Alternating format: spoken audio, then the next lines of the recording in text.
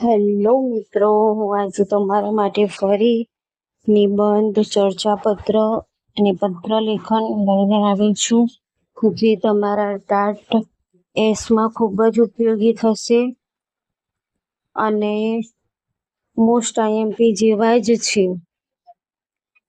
તો આપણે નિબંધ જોઈએ, જે મહિલા સશક્તિકરણ ઉપર છે. તો નિબંધ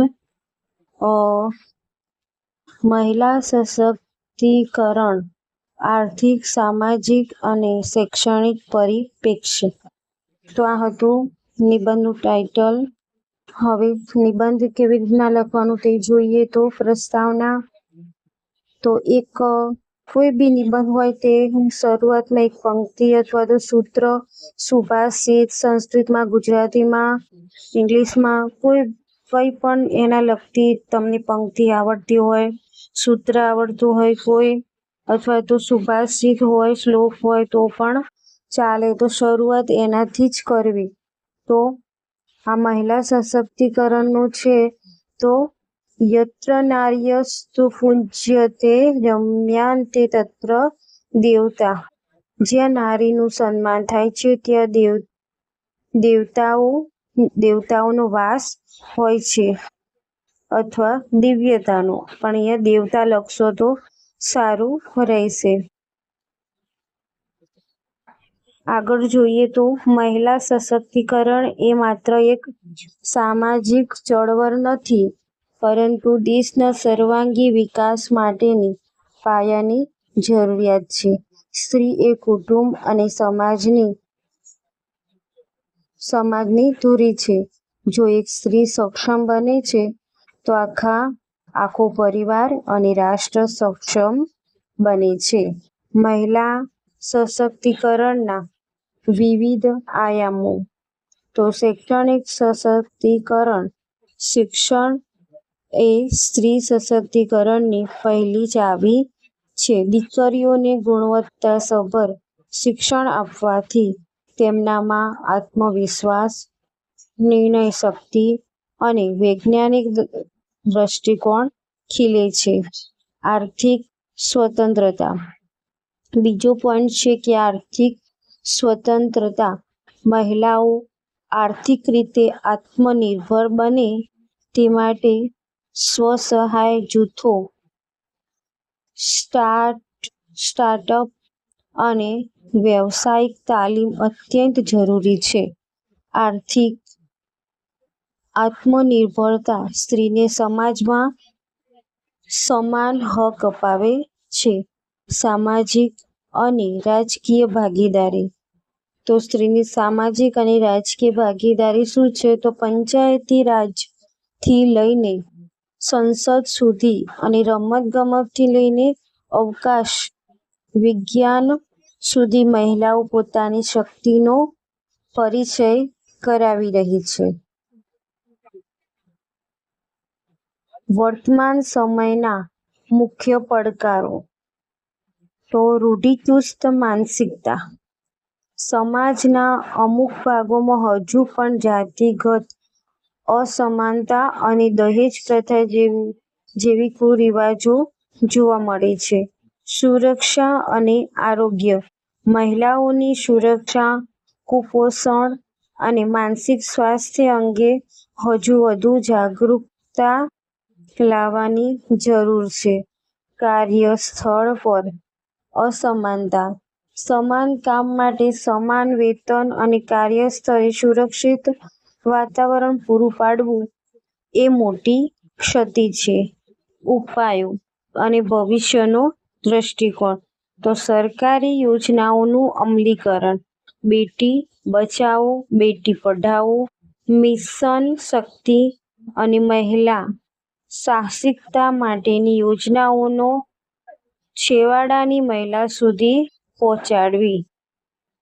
યોજનાઓનો લાભ છેવાડાની મહિલા સુધી પહોંચાડવી. માનસિકતામાં પરિવર્તન. બાળપણથી જ ઘરમાં દીકરા અને દીકરી વચ્ચે સમાનતાનો ભાવ કેળવવો. ઉપસંહાર. તો ભારતને 2016 47 સુધીમાં વિકસિત ભારત બનાવવું હોય તો દેશની અડધી વસ્તી એટલે કે નારી શક્તિનો પૂર્ણ સહયોગ અનિવાર્ય છે. નારીનું સશક્તિકરણ એ જ સમૃદ્ધ રાષ્ટ્રનો સાચો પાયો છે. હવે જોઈએ ચર્ચાપત્ર. યુવાનોમાં વધતી માનસિક તણાવની સમસ્યા અને આત્મહત્યાના કિસ્સા. તો જમણી બાજુ લખવાનું છે એડ્રેસ, તો અબક, સરનામું પંક્તિ 1, સરનામું પંક્તિ 2, શહેર અને તારીખ. હવે ડાબી બાજુ જોઈએ તો પ્રતિ, તંત્રીશ્રી, ગુજરાત સમાચાર દૈનિક અને શહેર. વિષય તો વિદ્યાર્થીઓ અને વાલીઓમાં વધતા માનસિક તણાવ તથા માનસિક સ્વાસ્થ્ય અંગેનું ચર્ચાપત્ર પ્રકાશિત કરવા બાબત. હવે સંબોધન કરવાનું છે કે આદરણીય તંત્રીશ્રી અથવા તો આદરણીય સાહેબશ્રી, આપના લોકપ્રિય અને બહોળો વાચક વર્ગ ધરાવતા દૈનિક સમાચાર પત્રની ચર્ચાપત્ર કોલમમાં મારો આ સંવેદનશીલ વિચાર પ્રકાશિત કરવા નમ્ર વિનંતી છે.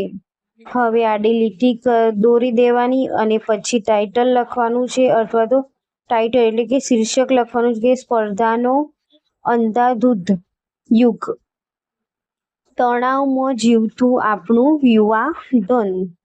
આજના અતિ સ્પર્ધાત્મક યુગમાં પરીક્ષાનું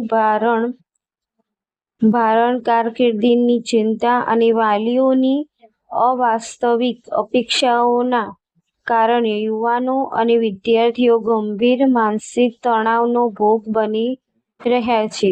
પરિણામે યુવાનોમાં હતાશા અને આત્મહત્યા જેવા કમનસીબ બનાવોનું પ્રમાણ વધી રહ્યું છે, જે સમાજ માટે લાલબત્તી સમાન છે.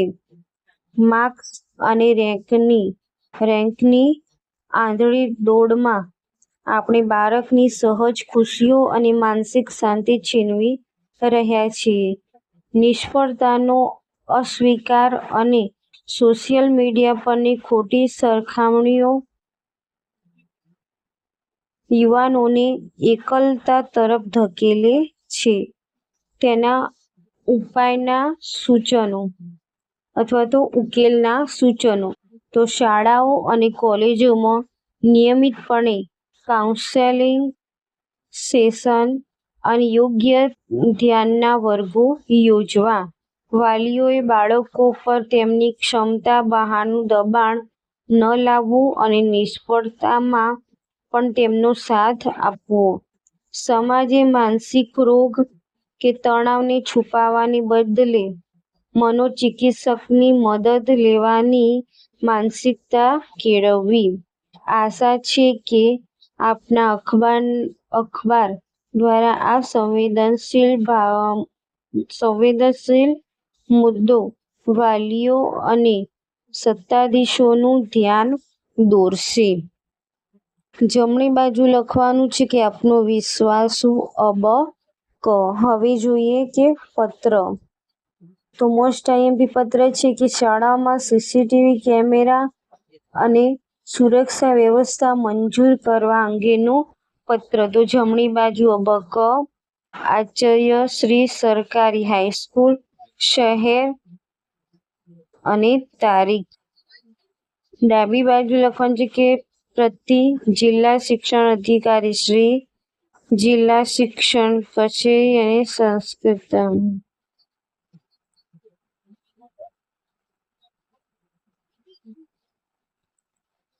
અને ડાબી બાજુ પ્રતિ, જિલ્લા શિક્ષણ અધિકારી શ્રી, જિલ્લા શિક્ષણ કચેરી અને જિલ્લાનું નામ. અને વિષય કે શાળા પરિસરમાં વિદ્યાર્થીઓની સુરક્ષા અર્થે સીસીટીવી કેમેરા મૂકવાની ગ્રાન્ટ મંજૂર કરવા અંગે. તો સંબોધન લખવાનું છે કે આદરણીય સાહેબ શ્રી, સવિનય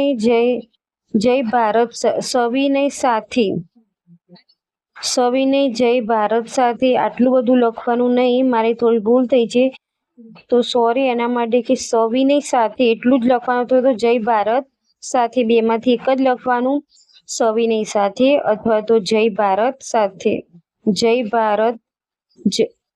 જય ભારત સાથે જણાવવાનું કે આપણી શાળામાં ધોરણ 9 થી 12 આશરે 500 જેટલા વિદ્યાર્થીઓ અને વિદ્યાર્થિનીઓ અભ્યાસ કરે છે. શાળા પરિસરમાં શિસ્ત જળવાઈ રહે અને અજાણ્યા વ્યક્તિઓનો પ્રવેશ અટકે અને ખાસ કરીને વિદ્યાર્થિનીઓની સુરક્ષા સુનિશ્ચિત કરી શકાય તે માટે સમગ્ર શાળા કેમ્પસ વર્ગખંડો અને પ્રયોગશાળામાં સીસીટીવી કેમેરા સિસ્ટમ લગાવવી અત્યંત આવશ્યક બની છે. આ બાબતની ગંભીરતા ધ્યાને લઈ આપશ્રીની કચેરી દ્વારા શાળા માટે સીસીટીવી કેમેરાના સેટિંગ્સ તેમજ જરૂરી નાણાકીય ગ્રાન્ટ સત્વરે મંજૂર કરવામાં આવે એવી નમ્ર અરજી છે. આપશ્રી તરફથી સકારાત્મક પ્રતિસાદની અપેક્ષા છે. તો જમણી બાજુ લખવાનું છે કે આપનો સ્નેહાધીન અબક આચાર્ય શ્રી. તો આ હતો આપણો પત્ર, નિબંધ અને ચર્ચાપત્ર. આપને આવા જ નિબંધ, ચર્ચાપત્ર અને પત્ર લેખન જોઈતા હોય તો કોમેન્ટ્સમાં જરૂર બતાવજો અને તમને આ વિડીયો કેવું લાગ્યું એ પણ જણાવજો.